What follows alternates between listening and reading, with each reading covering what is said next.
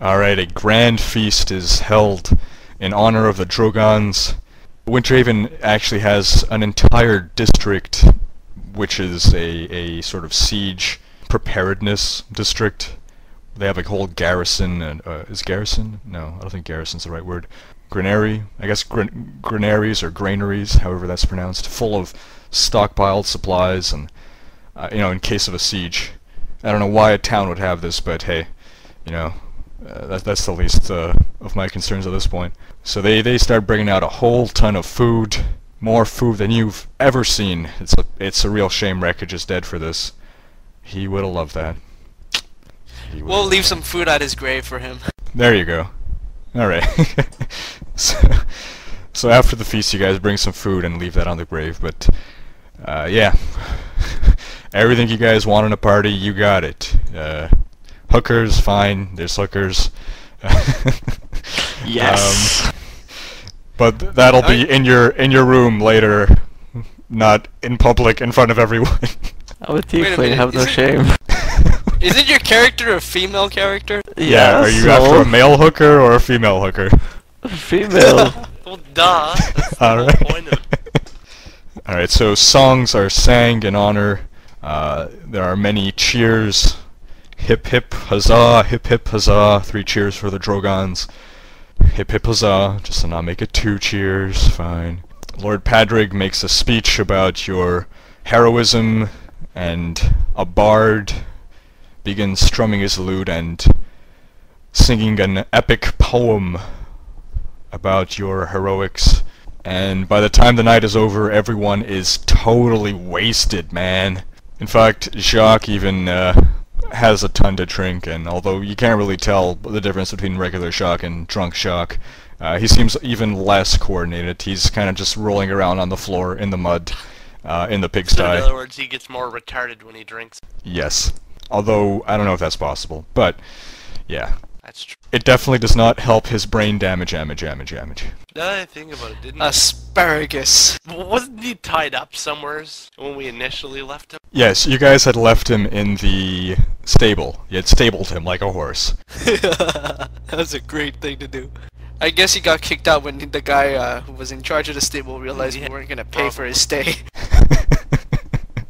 Alright, so just about every town member comes up and personally thanks you and asks you, you know, questions like, can I name my baby after you, or will you have my babies, or all kinds of fan-based yes type to that questions.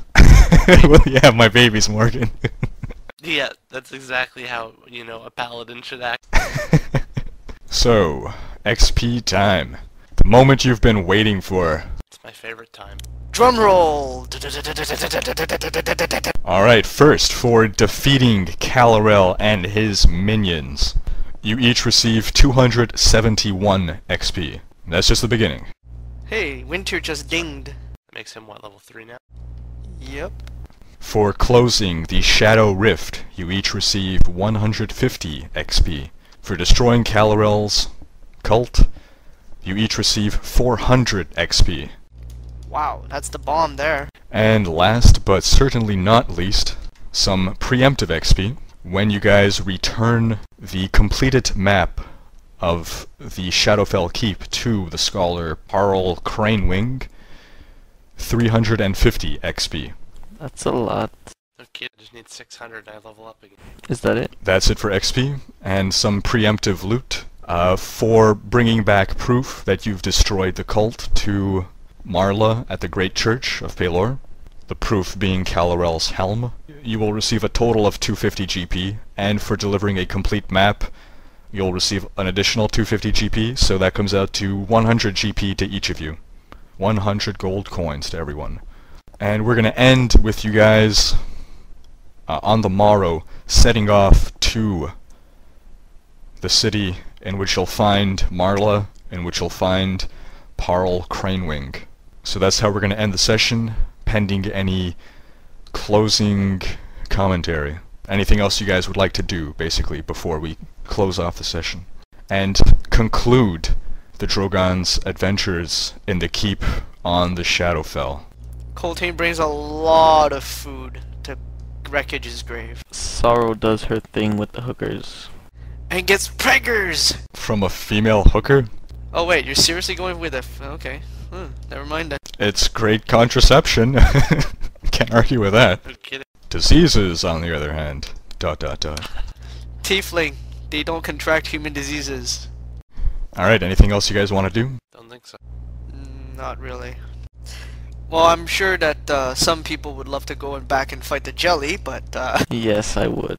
But I think we have a 2-to-1 here. Dave and Steven overrule. Alright, I'm guessing Steven also does not want to go back for the jelly. exactly. Oh god, no. Sorry, John, Jelly. overruled. No more jelly. Aww. Also, Sorrow has no bone to pick with the jelly. She never fought it. In fact, everyone who had a bone to pick with the jelly is pretty much dead. Oh no, wait, there's Wintier and Colton.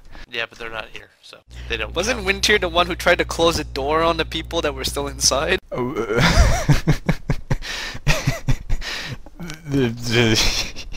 you're remembering the events correctly, but that was not his intent. He was closing the door to prevent the jelly from escaping. He was definitely going to let you guys get out of there first. Ah, darn it. Alright, having successfully completed a quest that has taken them a very long time to complete. It's been a long and arduous journey, but they've finally done it. They finally stopped Calarel. They've celebrated their success, and they're now united as the Order of the Drogans, renewed in purpose, begin marching the road to receive their just reward. That sounds ominous, no. To receive their reward for their hard-fought battle. Cake, yes.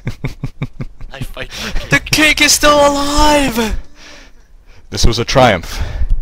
This was a triumph, and as the Drogans march off into the sunset, we pan over to the graveyard in Winterhaven, to a tombstone, to a grave, a fresh grave, over which has been lain a bounty of food. A tombstone that says, "He was good people." And there's a stirring amongst the earth. And as there's a flash of lightning, a fist erupts from the grave and grabs a chicken leg. And that's where we're gonna end for tonight. I knew We're it. gonna have to fight zombie Rhekd later. That's gonna be a freaking hard fight. He'll try to eat you. Oh yeah. Next session, we're gonna have Colton and Wintier's conversation about Ninaran, but the main point of next session is just gonna be a post-mortem on this adventure, on Keep of the Shadowfell. It's not gonna be in character, it's just gonna be, we're gonna get together and we're gonna discuss everything. You know, Might also be a good time for people to add any new powers and stuff too. yeah, absolutely. Yeah, we can level up then. That would be a good time. How many of you level up? I did.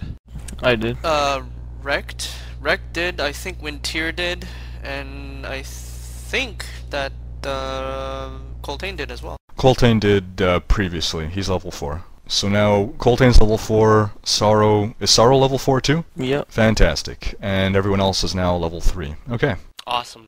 Yeah.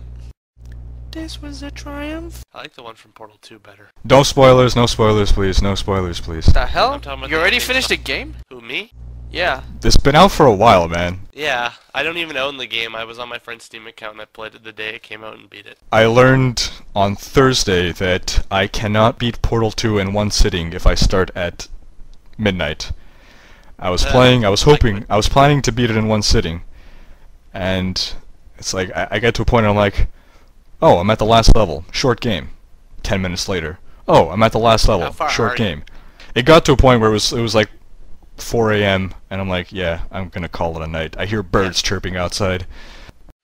And for you folks listening in from Internet Land, be sure to tune in next week for the confrontation between Coltain and Wintier, as well as a final wrap-up on this one-year journey we've had running the Keep on the Shadowfell. We're going to collect player thoughts, and we'd also really appreciate your thoughts and your opinions. So be sure to come around, and we'd love you to be a part of the discussion.